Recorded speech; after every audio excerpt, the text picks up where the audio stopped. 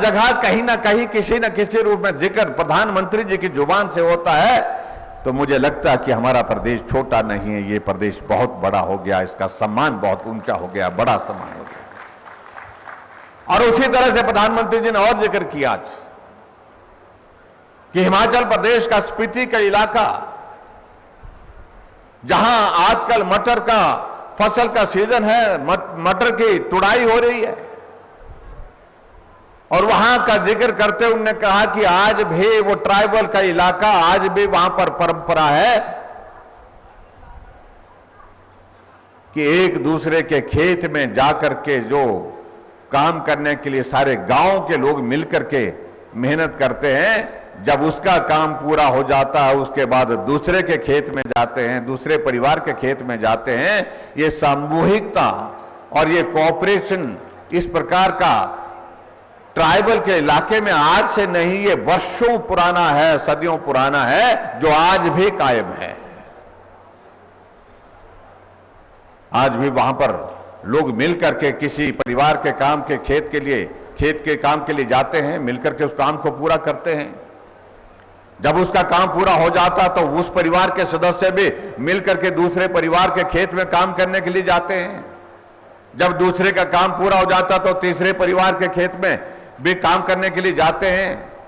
ये इस तरह का एक कॉपरेशन का एक बहुत बड़ा एक हमारे पास एक मॉडल है, जो आज से नहीं वर्षों से चला हुआ है, जिसका जिक्र आज प्रधानमंत्री जी ने किया है।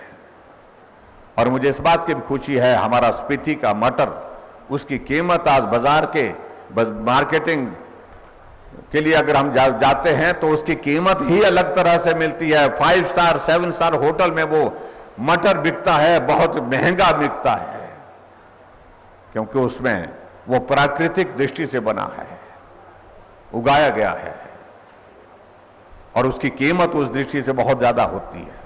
उसके स्वाद में भी अगर उस मटर को ऐसा भी अगर आप चेक करें, आप उसको देखें, उसका स्वाद में भी कितनी मिठास है, आप कल्पना नहीं कर सकते हैं। बहुत सारी चीजों को लेकर के आज के इस कार्यक्रम में हम कह सकते हैं, मैं उन सारी बातों का जिक्र करने की आवश्यकता नहीं महसूस करता। जैसे मैंने कहा कि हमारा अगस्त महीने का जो बिल बिजली का जो आया है, उसमें 62,130 घरेलू उपभोक्ताओं को जो है वो जीरो बिल आया है, उसको इसका लाभ मिला है। और मैं आने वाले समय में भी यही अपील करना चाहूंगा आज के इस कार्यक्रम के माध्यम से सभी भाई बहनों से जो सब जगह पूरे जिले में बैठे हैं, कि हम बिजली को बचाने का प्रयत्न करें। यानी कि पावर सरप्लस स्टेट होने का मतलब नहीं कि हम बिजली व्यर्थ में हम खर्च करें। 125 यूनिट बिजली अगर हम जीरो बिल के साथ दे रहे हैं तो उसका अभिप्राय यह नहीं है कि हम बिजली की खपत को जो है उसको कम करने में सहयोग ना दें। उसमें मुझे लगता है कि हम आगे बढ़कर के हमको काम करना है, और मुझे पूरा भरोसा है, पूरा विश्वास है कि सब मिलकर के उस काम को पूरा करेंगे। और हिमाचल प्रदेश की जनता के लिए एक बहुत बड़ा सहयोग एक हमने इस प्रकार से दिया है, जिसमें 14,62,000 परिवार लाभान्वित हुए हैं। और इस लाभ के माध्यम से चाहे थोड़ी ही राशि है, लेकिन उसके बावजूद मदद करने की मंशा है। मैं पूछ रहा था यहां बात करते करते, इसलिए मैं पूछ रहा था, जब हम कॉलेज में पढ़ते थे तो हमें कॉलेज की पढ़ाई के लिए उससे घर से जो पैसा आता था, पहले 300 रुपए आता था, और बाद में वो बहुत मुश्किल से जो है 400 से ऊपर कभी पैसा आया नहीं घर से।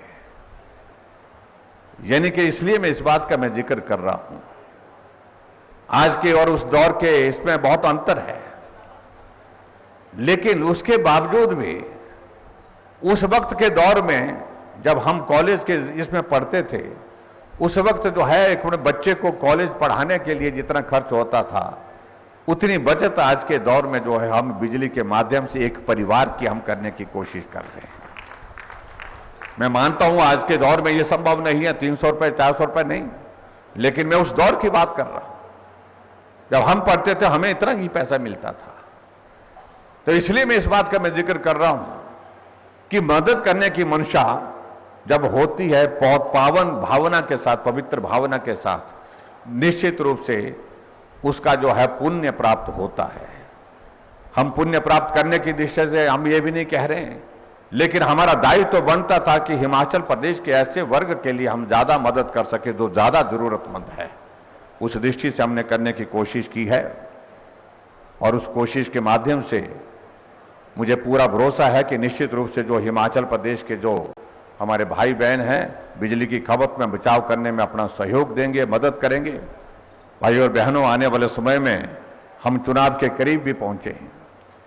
2 महीने के बाद चुनाव होगा और चुनाव होगा तो हम आपके बीच में होंगे।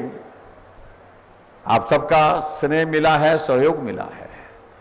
मैं आज के इस कार्यक्रम में सभी भाई बहनों का हृदय से आभार व्यक्त करता हूं कि हिमाचल प्रदेश में 4.5 वर्ष के इस कार्यकाल में हर कदम पर मुझे साथ मिला है, सहयोग मिला है, आशीर्वाद मिला है और हिमाचल को आगे बढ़ाने के लिए हमने प्रयत्न किया है और ईमानदारी से प्रयत्न किया है। मैं इस बात से सहमत हूं कि अगर कोविड का दौर नहीं रहता, शायद और भी बहुत सारी चीजें ऐसी थी जिन प्रोजेक्ट्स को हम आगे बढ़ा करके पूरा करना चाहते थे, जो हमने और भी बहुत सारे ऐसे गरीब वर्गों के लिए कुछ इनिशिएटिव्स और लेने थे, उसके लिए और ज्यादा बेहतर कर सकते थे। लेकिन वो परिस्थिति हमारे लिए हमारे सामने बाधित हुई क्योंकि कोविड का दौर बहुत लंबा रहा। लेकिन फिर भी उसके बावजूद कोविड के इस दौर में भी हम हिमाचल प्रदेश में हर क्षेत्र में विकास करने में सफल हुए हैं। और मैं इस बात को दावे के साथ कह सकता हूं, जो सामान्य परिस्थिति की सरकारें हिमाचल प्रदेश में रही है उनसे कम काम नहीं किया, उनसे कम विकास नहीं किया। उनकी तुलना में हमने हिमाचल प्रदेश में और ज्यादा विकास किया है। ये आपके सब आंकड़े अगर निकालेंगे तो इस बात को आप समझ सकेंगे। आज हिमाचल प्रदेश में अगर हम सड़कों के अगर निर्माण की अगर बात कहें, सड़कों की अगर निर्माण की बात कहें, जो आंकड़ा हमने आज छू लिया है, हम 5000 किलोमीटर कि लगभग हिमाचल प्रदेश में इन 5 सालों में सड़क बना करके तैयार किए हैं, जो आज से पहले जो सामान्य परिस्थितियों में सरकारें रही हैं वो आज से पहले कभी नहीं इतना आंकड़ा सड़क बनाने का पूरा कर पाई है। ये मैं कहना चाहता हूं। हमने हिमाचल प्रदेश में जहां डेवलपमेंट के लिए जो चीजों की जरूरत थी,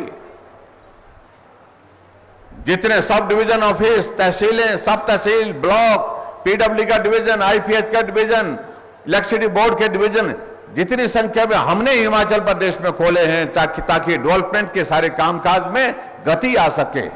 आज से पहले अगर आंकड़े निकालेंगे तो कोई भी सरकार इतने डिवीजन 5 साल के कार्यकाल में इतने विकास के प्रोजेक्ट जो है 5 साल के अंतर्गत नहीं कर पाए हैं जितने हमने यहां पर किए हैं।